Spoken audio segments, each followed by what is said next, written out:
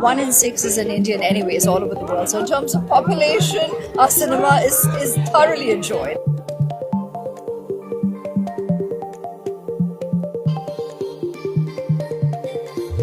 Welcome to the Hollywood Reporter, India. Oh, my pleasure to be here. Well, we've traveled Thank really you. far to represent you here as well. Sweet, thank you. Well, you walked some of the most incredible global red carpets, whether it's Cannes or now Red Sea. What keeps this experience meaningful for you?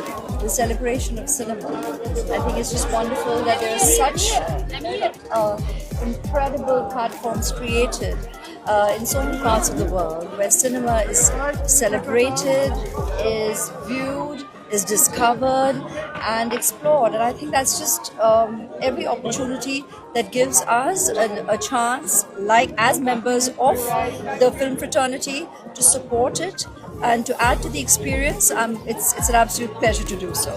Well, when you see Indian films being screened over here, what about the journey that we're going with Indian cinema right now excites you the most?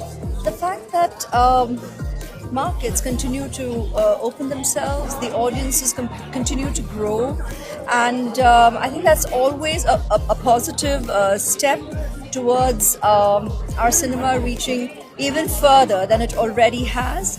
One in six is an Indian anyways all over the world. So in terms of population, our cinema is thoroughly enjoyed, but a growing audience is always welcome.